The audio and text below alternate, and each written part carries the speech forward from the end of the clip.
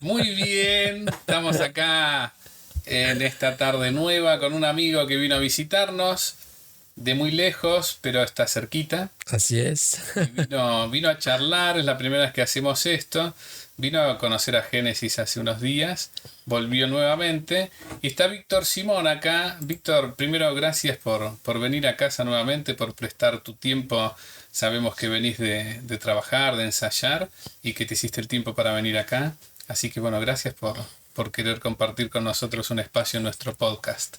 Te agradezco. En realidad soy yo el agradecido de esta oportunidad de charlar, de venir a tu casa, de volver a ver a tu hija, de estar con tu familia, con Natalia, con Simeón también, hay que nombrarlo. Así que no, es un gusto verdaderamente. Muy bien, cuando pensábamos con Nati hacer este espacio, este encuentro de diálogo, eh, decíamos, bueno, ¿cómo presentar a Víctor Simón?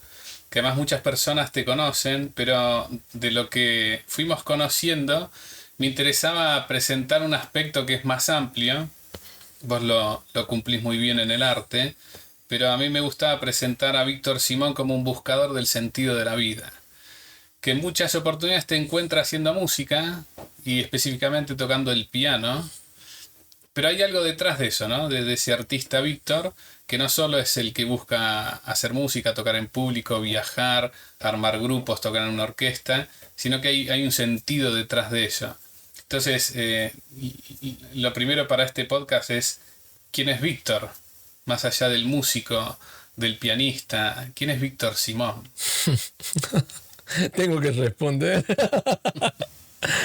Bueno, ciertamente que uno a veces descubre tempranamente una misión que tiene la vida, ¿no?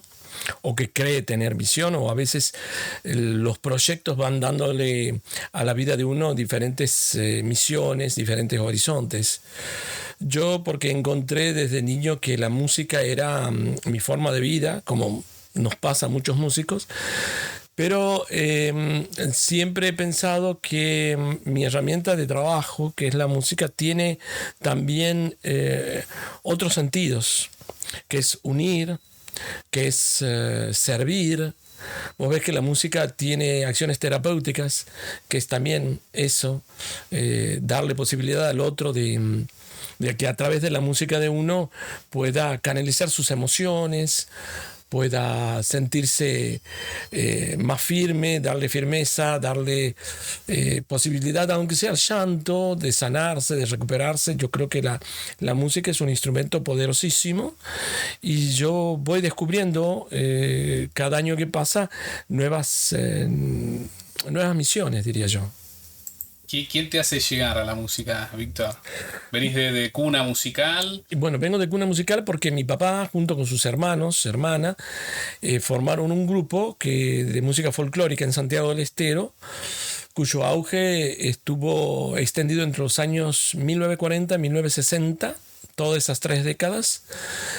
Son creadores de composiciones folclóricas norteñas y esas piezas que se siguen algunas oyendo en los medios de comunicación y en boca de cantantes e intérpretes han sido aquellas que yo escuché desde niño, porque los ensayos en los primeros años de mi vida yo inconscientemente los he escuchado porque se llevaban a cabo en el patio de mi casa. Ajá. Entonces creo que ya desde la cuna, como dicen, yo escuchaba eso, he oído. Y como había instrumentos en mi casa, yo me he formado en eso, han sido mis primeros juguetes, ¿no? La guitarra, el bombo y bueno, más tarde el piano.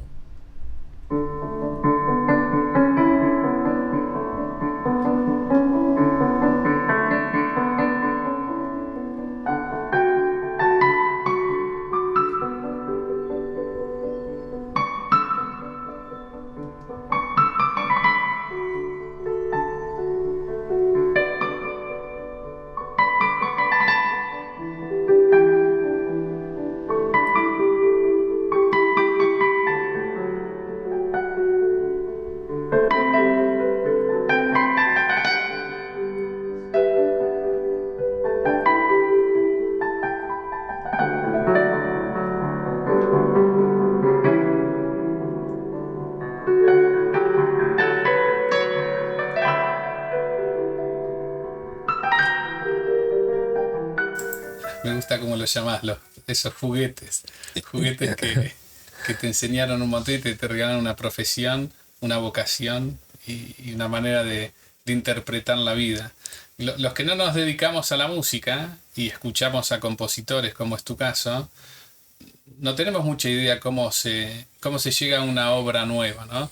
Y a veces quienes no saben de esto pueden pensar que te sentaste al piano y te pusiste a jugar y salió algo, pero detrás de eso hay mucho estudio y hay muchas otras cosas que estaría bueno que nos cuentes. ¿Cómo se llega a componer una pieza musical?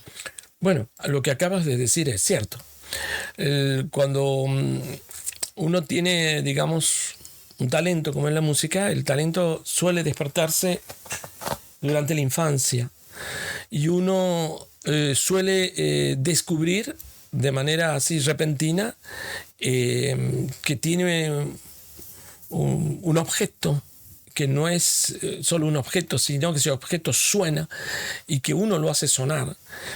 Y yo he despertado en la música así.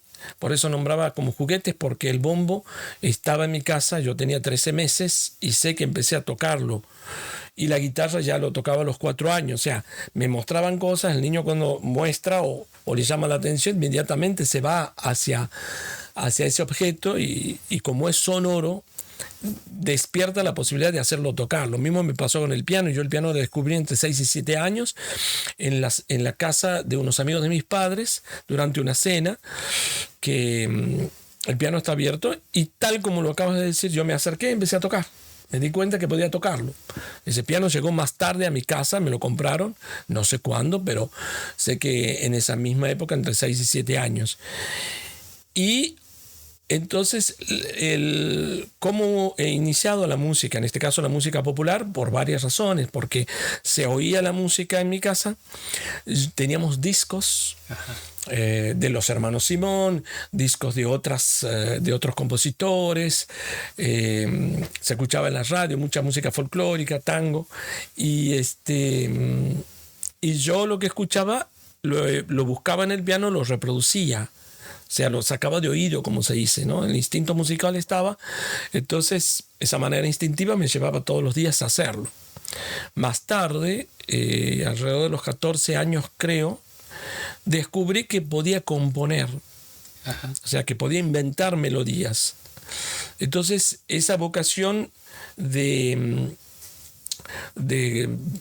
primeriza de compositor nació en ese momento, pero ya había pasado una etapa de aprender y de improvisar. Claro. Entonces ya se iba forjando lo que es la creación, porque ya tenía ese proceso de improvisación. Claro, primero exploraste. Claro, la exploración, sacar temas y ver lo que los podía trabajar y de repente ver que podía yo mismo componer algo. Y hay un momento en el que vos podés registrar de tu memoria que decís, yo me voy a dedicar a esto el resto de mi vida. Dejará de ser un hobby o un espacio de exploración lúdica para hacer de esto mi vida. Eso creo que fue de a poco. Porque lo decisional estuvo en el ingreso a la universidad. Porque al terminar la secundaria a veces uno navega en un mar de indecisiones por varios motivos. Primero por la edad, segundo porque en el ambiente que en mi caso yo me movía no había universidades de música, no había grandes conservatorios, teníamos nuestra escuela de música que existe hoy en Santiago del Estero, pero ir a un nivel de conocimiento superior no había nada que me inspirara, porque a veces cuando estamos rodeados de eso no tenemos dudas. Lamentablemente nos faltaba la educación musical y establecimientos de educación musical importantes no teníamos en Santiago y no lo tenemos aún, lamentablemente.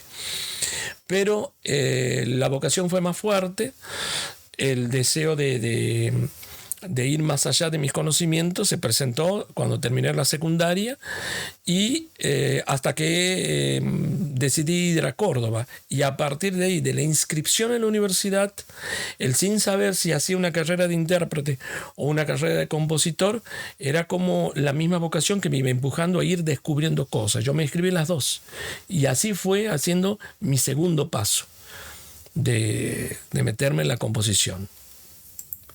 Viajaste mucho con la música. y viviste en el extranjero también. Sí, Canadá, mi segundo país, que me ha recibido y en donde he vivido 17 años, ha sido el periodo más fuerte profesionalmente hablando, porque después de la universidad yo me he dedicado a trabajar en conservatorios, no tocar mucho. Yo tenía otra expectativa en la música, que era ya no en el folclore, porque ya había experimentado yo durante muchos años de mi vida lo que quería en el piano, pero sí la música clásica, la música de música de cámara, de raíz académica, europea, y componer. Pero de repente la vida me llevó a Canadá, y allá fue reencontrarme con mis propias raíces, ver los intereses, y a partir de ese viaje, aunque yo ya había viajado a Perú y a Chile y a Bolivia, a partir de ahí fue iniciar otros viajes más, ya con un domicilio en Canadá. Ajá. Pero ir a Estados Unidos, Europa, un poco de Asia, ir por mí mismo con compañías de música, y bueno, fue explorar, ¿no? Ahí vos mencionaste raíces, y hay algo en tu música, en tus composiciones que tienen mucho que ver con Medio Oriente. De hecho, cuando presentaste la misa criolla, yo sentí que estaba en Arabia, o que estaba en Siria, o que estaba, no sé, en un país árabe. Tenés una manera muy, muy novedosa de fusionar ese mundo de Medio Oriente con nuestra música latinoamericana. Lo que ha sucedido es una cosa más del tipo, no tanto musical, sino extramusical, más bien humana. Cuando uno está lejos, uno se aferra a sus raíces. Muchas veces lo cultural, lo deportivo, lo social, la gastronomía, uno busca estar cerca. Pero yo ya estaba cerca, gracias a la música, digamos, no estaba lejos de Argentina, porque con la música yo estaba siempre aquí, todos los días. Pero ¿qué fue? Encontrarme con una sociedad montrealesa joven, de inmigración joven, de diversos países de habla árabe. Entonces fue como un impacto, y al venir de Santiago del Estero, que es una sociedad fuertemente, digamos, poblada de inmigración de Medio Oriente, fue ver de nuevo parte de lo que eran mis orígenes, que se trata de mis abuelos paternos. Entonces fue como querer ir un poco más allá. Ese querer ir más allá fue pensar en mis abuelos, y como veía inmigración jóvenes y aparte músicos de Medio Oriente, entonces fue querer ir más profundamente con mis raíces, no mis raíces que las tenía a flor de piel, sino aquellas escondidas. Y por eso fue que me metí a indagar en ese mundo de estilos de Medio Oriente, a codearme con músicos canadienses que venían de otros países, y a explorar eso. Tenés una zona muy mística que me permitiste conocer en nuestros diálogos cuando hicimos aquella presentación de diálogo con Jesús, María Magdalena y la Virgen María. ¿Qué buscaste ahí? ¿Cómo llegaste? ¿La música te ayuda a lo trascendente, o llegaste por otro lado y lo aplicaste a la música? ¿Sos creativo? ¿Sos del mundo del arte? ¿Cómo se mueve eso en un artista en la búsqueda, sea Dios o el espíritu trascendente del universo? ¿Por dónde va tu búsqueda, Víctor? Bueno, hay búsquedas que han sido resueltas a nivel de la fe, resueltas en el sentido de decir, uno es cristiano, en este caso, católico, y yo, digamos que vengo de una familia católica, y creo, hoy pensaba, hay un periodo de mi primera infancia que no lo recuerdo, pero me imagino que mis padres se habrán acercado con nosotros, con sus hijos, a la iglesia de mi barrio, calculo. Pero yo creo que lo que sí recuerdo, a los 9 años, uno de mis primos nos habló de un grupo juvenil dominicano que estaba en Santiago del Estero, fundado por un gran amigo nuestro que fue y que es fray llamado Agustín Montironi, un dominicano, un fraile instalado en Santiago del Estero, que ya en Tucumán había formado un grupo de jóvenes, y que esa matriz la había llevado a Santiago. Entonces hacía nexo entre Tucumán y Santiago y fundaba un club juvenil, un grupo en la iglesia Santo Domingo para jóvenes, pero también extendido para los niños y por ende para la familia. Fue una experiencia muy linda porque fue entrar en un proceso de formación cristiana. Yo ya había hecho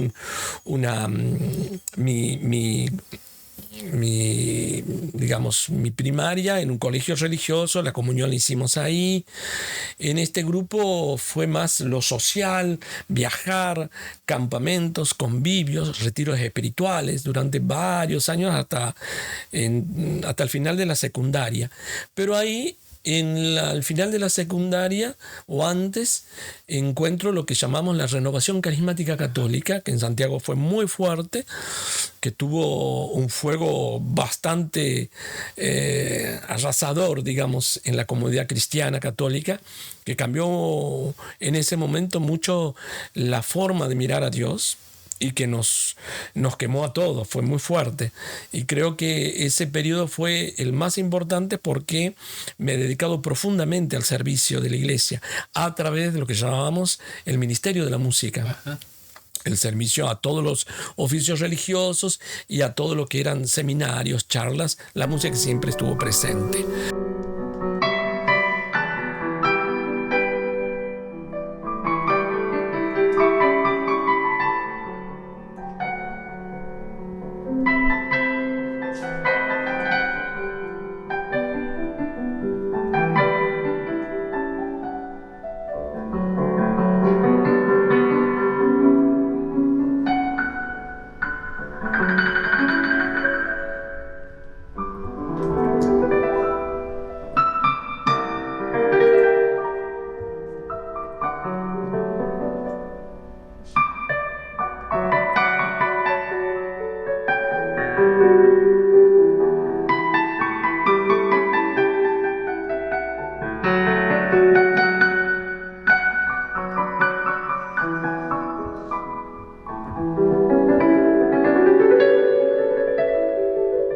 Entonces, la búsqueda de Dios es algo que ya estaba encaminada, que uno sigue buscando, pero sin cuestionamientos a lo que es el sentido de vida. Al contrario, hay cosas que uno ya las resuelve. ¿Para qué está? ¿Por qué estoy? ¿Y para qué hago las cosas?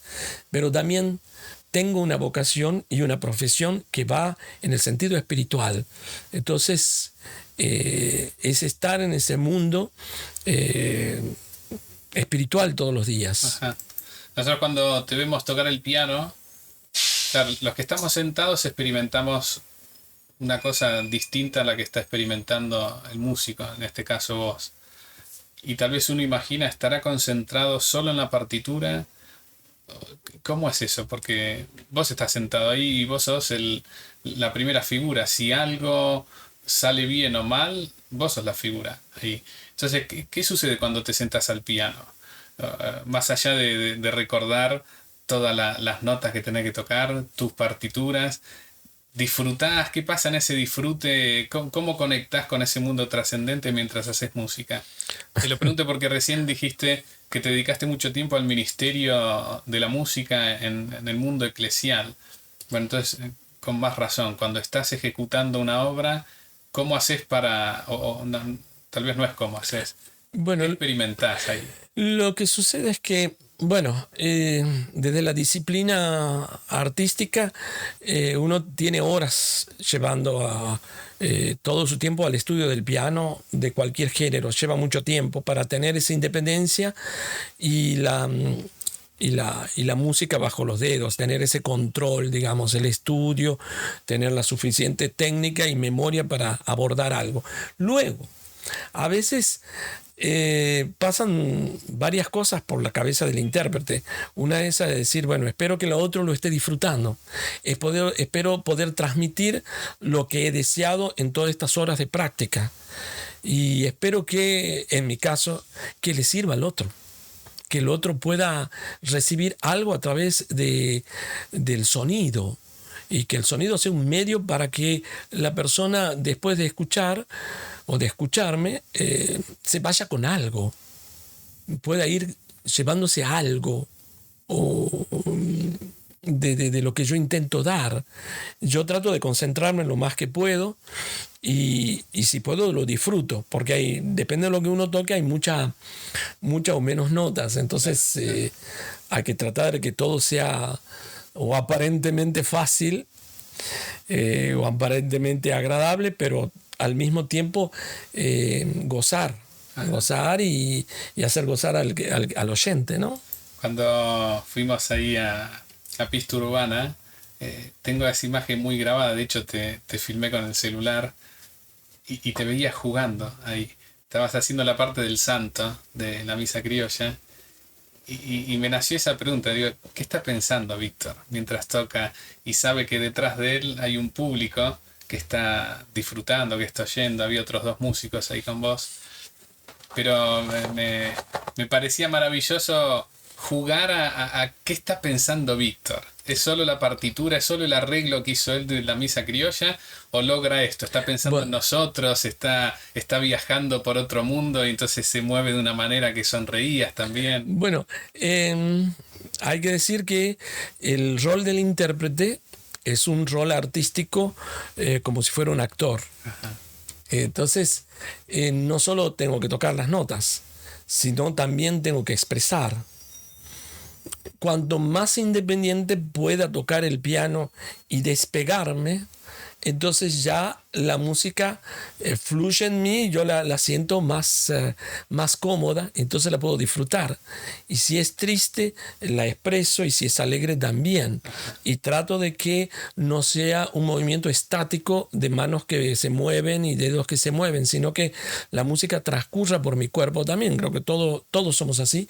Hay instrumentistas que lo hacen mejor, como el violinista, el guitarrista, la gente que puede tocar parada y que se mueve, entonces ellos lo expresan normalmente y uno lo mira normalmente. El pianista está atado a su silla como otros instrumentistas, como es el chelista, el arpista y otros que tocan sentados, pero hay otros que pueden tocar sentados, parados y se expresan mejor.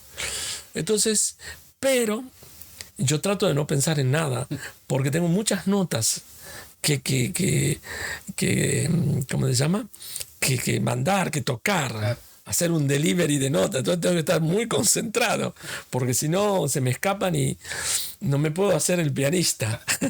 Tengo que estar concentrado. Y cuando tengo el dominio, por más difícil que sea, entonces sí puedo despegarme y estar un poco más con la gente, por decir así, ¿no? ¿Qué sucede cuando terminás ahí? Hay un relajo físico, mental, espiritual cuando vienen los aplausos. ¿Cómo quedas después de eso? Bueno, en mi caso, hay una dosis de adrenalina fuerte.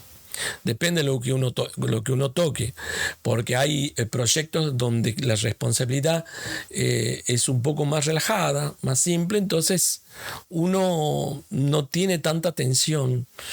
Pero en otros casos la atención y la concentración es como la de un deportista. Ajá. Es tal cual que tiene que tener un dominio del cuerpo para poder volcar todo ese caudal, en este caso sonoro, para transmitir un mensaje. Entonces uno tiene que estar constantemente alerta, vigilando y mirando a todos los lados para poder interpretar. Ajá. Y al final sí, uno se relaja, pero también la dosis de adrenalina baja muy poco, de a poco, no queda con tensión. Y a veces es mejor cuidar esa parte espiritual y alejarse un poquito de la gente, Ajá. relajarse, volver a estar uno mismo para volver a estar con la gente, porque es un momento de donación. Yo estoy dando algo, estoy entregando algo. Entonces tengo que estar atento como si fuera una fábrica. Viene esto, tac, tac, tac, vas dando los paquetes, vas entregando, primer movimiento, segundo movimiento, tercer tema, cuarto tema, tiene diferentes caracteres, el envoltorio es diferente, el contenido es diferente, son, de acuerdo al repertorio, vas pasando por contenidos diferentes. Es como un actor. Claro. Pero el actor tiene una sola pieza a veces, que puede pasar. En cambio, el músico popular toca diferentes temas y los contenidos son muy diferentes. Entonces Claro. tienes que tener otra actitud, ¿no? Para cada pieza. Sí, sí. Sabes que en nuestro canal nos gusta mucho hablar de algunos problemas que tiene el mundo de las instituciones con espiritualidades, que a veces hay tanta mediación para llegar al misterio que se pierde el misterio. ¿Qué te quiero decir con esto? En las grandes religiones, el gran problema que hubo es decir que solo en tal espacio o en tal lugar, que sería la liturgia, ¿no?, encontrarás a Dios. Los que amamos la música y cuando te vamos a escuchar, personalmente yo vivo que esa es otra liturgia mística, que no es menor que otras liturgias que tenemos en el catolicismo. Que para el encuentro con Dios necesitamos explorar esas otras liturgias. Y que a veces hay personas que la liturgia romana no les hace llegar al misterio. Y tal vez tienen que ir al teatro, tienen que ir a escuchar música, o tienen que ir al cine, o lo que sea, o tienen que ir a la playa a contemplar la liturgia del mar. ¿Cómo vivís vos eso, que tuviste mucha experiencia eclesial? Y una de las preguntas que yo me anoté es, ¿qué barreras y qué puertas ves vos en el mundo religioso como acceso o rechazo al misterio de Dios? Mm. Yo creo que nos enfrentamos el mundo se enfrenta a problemas fuertes hoy.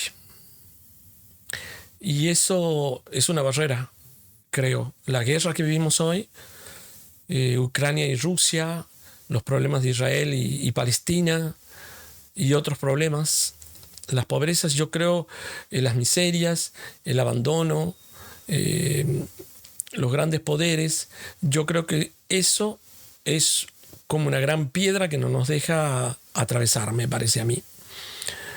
Yo en lo personal no he tenido inconveniente con Dios porque para mí las cosas han sido claras desde el inicio, porque he estado con la música. La música te atraviesa todo, es como el agua, es como un agua, porque el agua no la vas a poder parar. Y la música tiene esa fluidez y atraviesa y va y sana para los que crean o para los que no crean.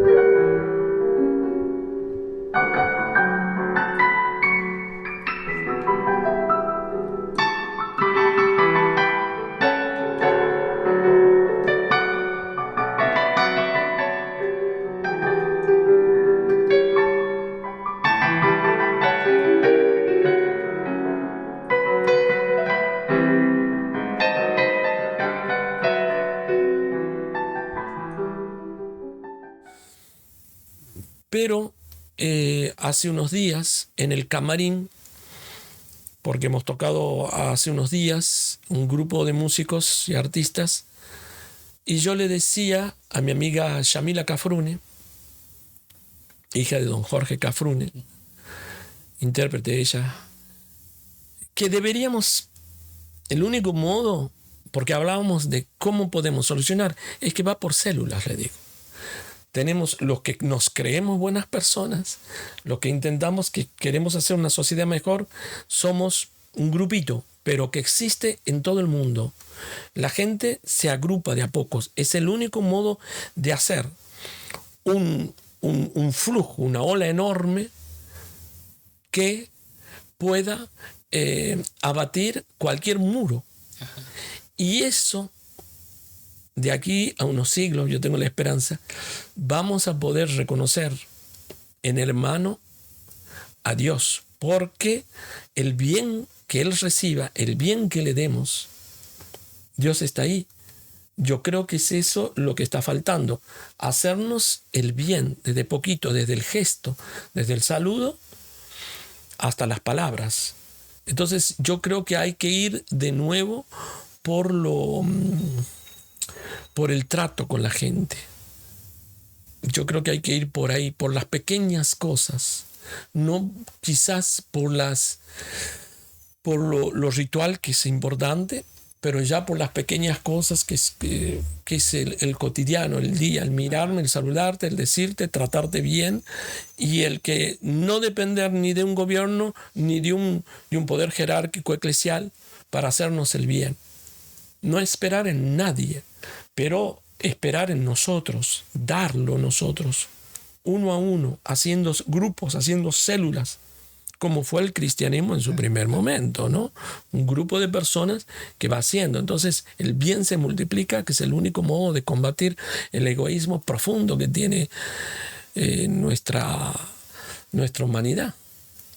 Me gusta escucharte hablar de esto porque a veces en las entrevistas no llegamos a hablar de la fe. No sé, viste que en los medios a veces cuesta tocar estos temas de lo más profundo del corazón.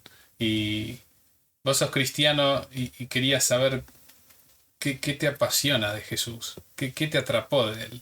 Más allá de que seguramente a vos te pasó como a mí, ¿no? Que hay una tradición detrás nuestra, que es la familia que nos llevó, que nos bautizó, que nos hizo conocer a Jesús o nos hizo parte de una comunidad cristiana. Pero después uno crece y busca, ¿no? Busca ese Jesús y se apasiona. Ahí, yo creo que ahí uno hace la verdadera metanoia, la conversión. Deja eso que le legaron a uno y busca solo. ¿Qué te apasiona de Jesús? ¿Por qué lo seguís siguiendo? ¿Por qué sos seguidor de él? Yo creo que uno busca la verdad. Yo creo que busca muchas cosas de Dios. Creo que el ser humano busca entenderse. Pero yo creo que no hay que entenderse nada. Las cosas ya están resueltas. Yo creo que Jesús es para mí mi Señor. Es y será.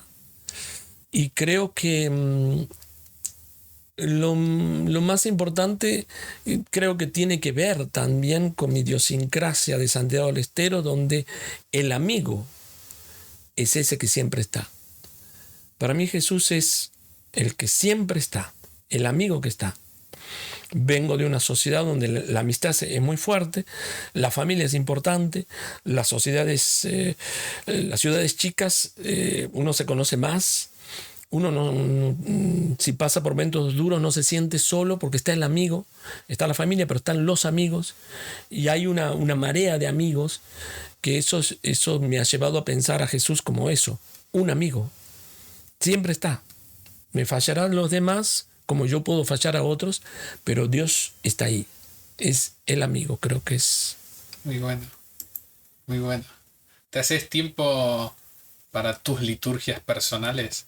Hay células, hay equipo, hay comunidad, pero también hay momentos que es disciplina también, ¿eh? Una disciplina de estar a solas con el espíritu y hablar o escribir o pensar o pasar del mundo de la interioridad a la autobúsqueda del alma y llegar a Dios ahí. ¿Te haces tiempo para eso o la vida de Buenos Aires que tenés ahora te quita tiempo del rezo en el mejor de los sentidos, ¿eh? No solo la oración dicha y dictada? Mira, son diferentes, como uno es humano, lamentablemente, tiene altos y bajos a nivel tiempo. Pero pensar en Dios es todos los días. Hay dos momentos. Hay un momento que te vas a reír, es risueño, pero tiene que ver con la esencia de uno. Cuando me acerco a la cocina a lavar los platos, es ahí cuando viene Dios, por el agua. El agua es, como me decía una amiga, son momentos que cuando uno se acerca al agua, son momentos que uno se encuentra consigo mismo y el compositor empieza a querer crear. Yo le decía a Mariana, mi mujer, ojo cuando estés tocando el agua porque vas a querer pasar por muchas emociones. Y como mi vida está basada en las emociones, yo no me dejo inclinar por unas o por otras, porque me valgo de ellas para crear. Pero cuando estoy con el agua, es Dios. todos los días. A veces rezo más que otras y a veces oro más que otras. ¿Cómo lo haces eso? ¿Cómo te dirigís a Él?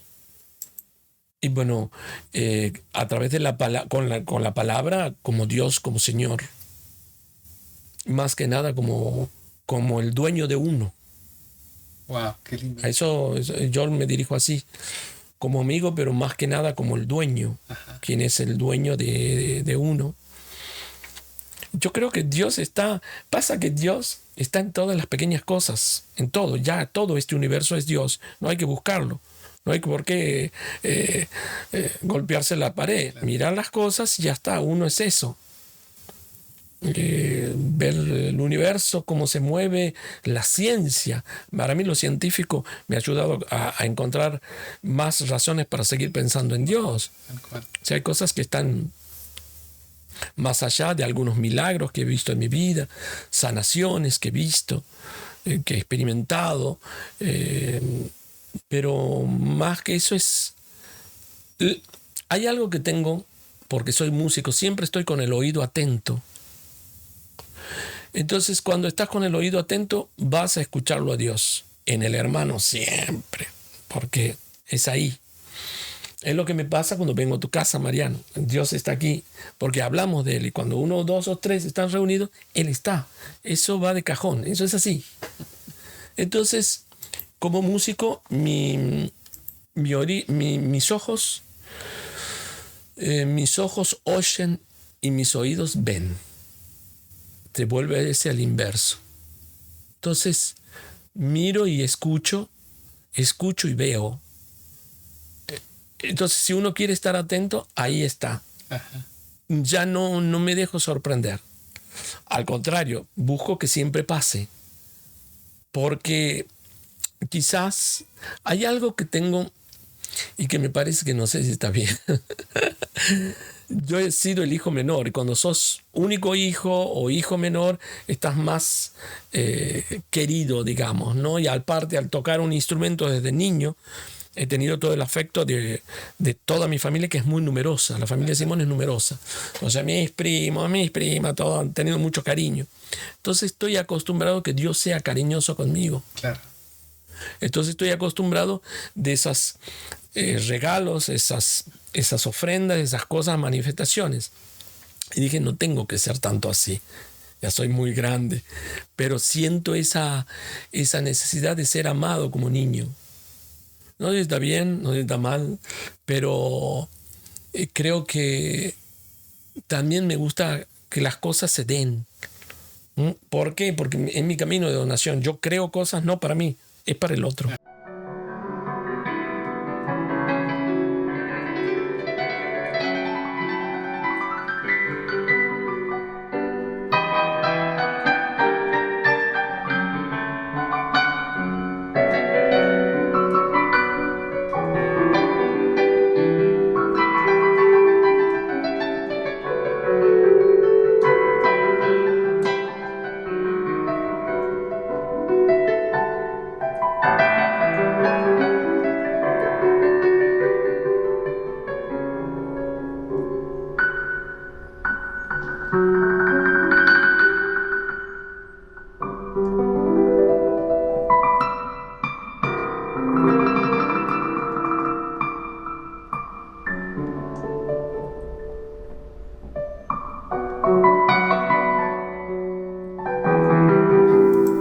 ¿Sabes qué? Me pasa lo mismo porque soy el menor de 3 hermanos varones y siempre cuento eso, que el mundo afectivo nos hace configurar la fe también. Sobre todo una fe que habla de un Dios que es padre y madre, de un Dios que Jesús lo presenta como Abba, que es papi.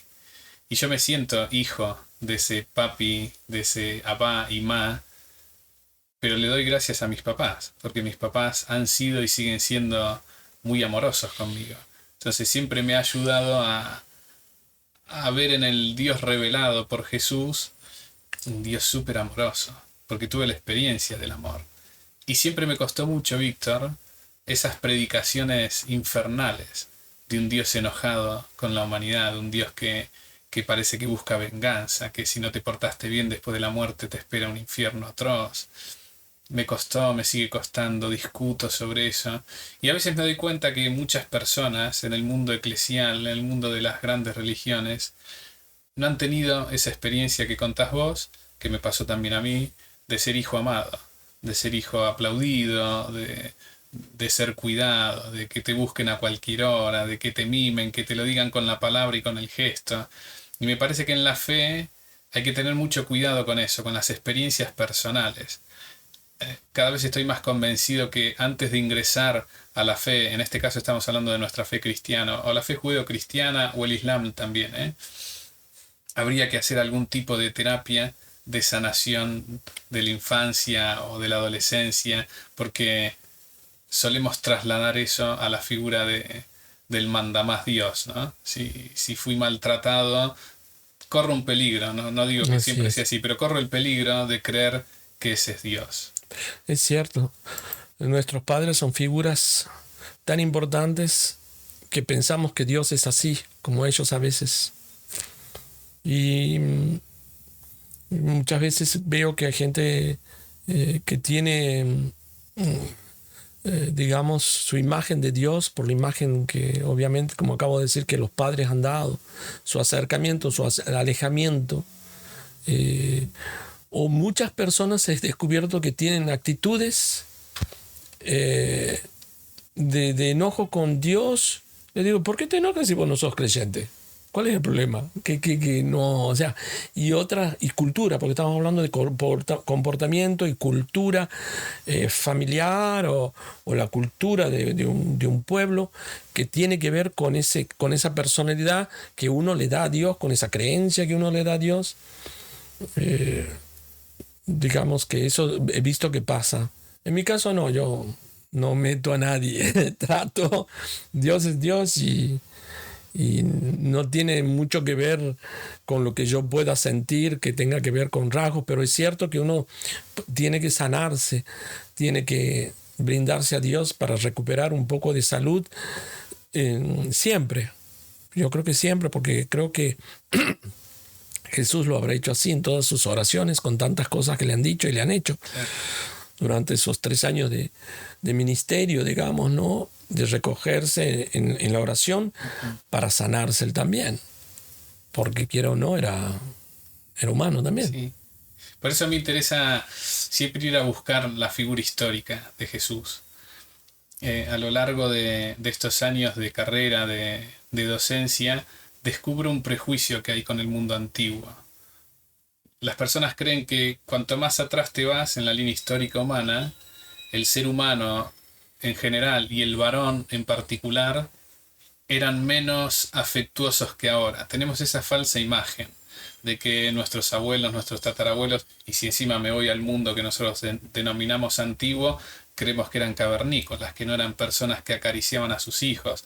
Entonces, cuando uno llega al mundo bíblico, y específicamente a la figura de Jesús, notamos que ese Medio Oriente que revela la historia del judaísmo, de los principios del cristianismo, no tienen que ver con nuestras configuraciones familiares de ahora. De hecho, las parábolas que cuenta Jesús por ir a la reina de las parábolas, la del Padre Misericordioso, hay una idea de amor familiar ahí que está en el mundo antiguo. Pasaron 2000 años y nosotros creemos que allá ese mundo patriarcal era machista. Confundimos eso, ¿no? El patriarcalismo del mundo bíblico con el machismo de hoy. Ahora, cuando ahondamos en esas figuras, no solo Jesús, sabemos que las familias estaban configuradas donde el padre varón es cariñoso con su hijo. De hecho, la parábola lo muestra claramente, ¿no? Se le cuelga el cuello del hijo que le había dicho, para mí estás muerto, dame la herencia, y lo llena de besos, dice la Escritura. Es cierto. Y le pone un vestido nuevo, y lo reviste como si fuera un príncipe, y le hace una fiesta. Esa figura de Abba que recupera Jesús, que dice Dios es eso, Dios es el papá bueno, a nosotros nos cuesta todavía. Y eso que muchos de nosotros tuvimos experiencias buenas con papá y mamá. Pero en las iglesias y en el mundo institucional hay cierto olvido de esas cosas, ¿no? Y todavía seguimos diciendo aquel es homosexual, aquel está con hijos pero no está casado, aquel es de este club, aquel tiene esta remera. Todavía no comprendemos bien ese mundo de Jesús donde Dios está en el otro, como dijiste vos. Eso en Acer ya, nuestra productora, nos interesa abrir el panorama y no creernos que sabemos tanto de ese Dios institucionalizado y que hay que volver más a ese Jesús histórico, que para nosotros los cristianos es Dios. Entonces recuperar al Dios amoroso, al Dios que es capaz de la vergüenza pública, porque sale corriendo a buscar al hijo que era el hijo de puta ese. Y sin embargo se anima. Me ha hecho pensar a la conversación que he tenido anoche con Mariana con respecto a sus abuelas materna y paterna, y que una de ellas no era tan afectuosa como la otra. Quizás porque eran personas que venían de otros contextos y otras sociedades. Yo creo que el amor, el gesto de afecto y de amor, la manifestación hacia los hijos va con lo idiosincrático, ya sea familiar o de un pueblo, de sociedades. Hay sociedades más muy diferentes en que lo expresivo no es algo que se vea cotidianamente. Claro. Y así viven y así crecen. Algunas personas más frías que otras. Veía un programa de dos jóvenes, una es china, nacida aquí, y el otro es japonés, nacido aquí. Lo encontré en YouTube, y ellos hablaban de cómo viven su argentinidad, porque se sienten argentinos siendo chinos y japoneses. Mirá vos. Bueno, yo ya lo había vivido eso estando en Canadá, pero lo que más le llama la atención es lo afectivo. Ajá. Entonces, cuando las personas son afectuosas, tienen que ver con el entorno familiar y el entorno de una sociedad que lo sea, que se manifiesta. Entonces, hay sociedades que van a ser más, digamos, más extravertidas de decir y de hablar, y en un mismo país puede haber otras cosas. Pero yo creo que lo único que sana es el amor, lo único que libera es el amor, lo único que puede cambiar es el amor que le vamos a dar al otro en el gesto, como decía, y lo único es el instrumento musical que tenemos. Ajá. Es el instrumento, es la razón, es la vibración, es lo que nos conecta con los otros, es lo único que puede llegar a liberarnos, que viene a veces de la mano del perdón. Totalmente. Y yo creo que por ahí está Dios. Yo creo que hay que buscarlo, hay que encontrarlo ahí, o se deja encontrar ahí. Siempre he pensado lo apocalíptico que puede ser la presencia de Dios cuando este planeta se ame. Ajá. Pero yo creo que si las personas pueden llegar a amarse completamente, a respetarse nuevamente, creo que entra una nueva etapa de la humanidad que todavía no ha llegado. Ojalá que llegue de aquí pronto, en varios siglos. Entonces Dios va a estar, pero ahí va a ser un renacer y un volver a empezar, quizás, ¿no? Ahora fíjate qué fácil lo tenemos en realidad. De hecho, sí. el gran resumen que hace Jesús cuando le preguntan de la Torá, dice: ama a Dios sobre todas las cosas y al prójimo como a ti mismo. Unos siglos después, Agustín de Hipona, San Agustín, decía: ama y haz lo que quieras. Claro. No hay otra cosa más que esa. Víctor, ¿pensás en la vida después de la vida? Y todos los días. Sí, pienso en eso. Creo que tiene que ver con la edad, aunque no tiene que ver con la edad, y simplemente es que mis ojos siempre están, me imagino que muchos seres humanos, mirando más allá, queriendo ver qué hay detrás de la ventana esa que está cerrada para uno y que se abre para otros. Sí, pienso todos los días. Pienso como si fuera hoy. Ajá. El último día. Pero también la música me hace estar siempre en ese último día. Ajá. Porque me hace salir de mí, me hace estar en un presente, me hace estar fuera del presente. Estando en el presente es como estar en Dios y en otro universo como paralelo. Entonces todos los días estoy pensando en eso, siendo en eso. Y los músicos, los que estamos en el arte, algunos más o menos, estamos con el ojo mirando de reojo a esa. Yo creo que sí, por lo menos. Regálame una imagen para el final de cómo imaginas esa entrada triunfal al reino definitivo de los cielos. ¿Cuál es el cielo de Víctor? ¿Sabes qué? Esto que te pregunto lo trabajé hace poquito con adolescentes de 13 años. Hicimos un trabajo de interioridad primero, lo escribimos, yo también participé, porque además también me fascina pensar en ese telón final. ¿Y cuál es el cielo de cada uno de ellos? Vamos a ver las cosas bellísimas que salieron de los chicos. Hoy te pregunto a vos, ¿cuál es el cielo de Víctor? ¿Cómo es su entrada? Yo pienso no sé, dentro de mi imaginación es entrar en un mundo de luz. Eso es lo que veo casi todos los días, porque parezco obsesivo, pero la muerte es vida, es un cambio, y la música me hace estar constantemente queriendo salir de donde estoy, entrar en otro universo, y por lo tanto, si es entrar, es salir de donde estoy y llegar a otra parte. Entonces, para mí, esa otra parte, ese otro destino es la luz. En la muerte la estoy pensando. Tengo un amigo que acaba de fallecer. No nos ha dado tristeza ni nada, porque él ha vivido 100 años perfectamente bien.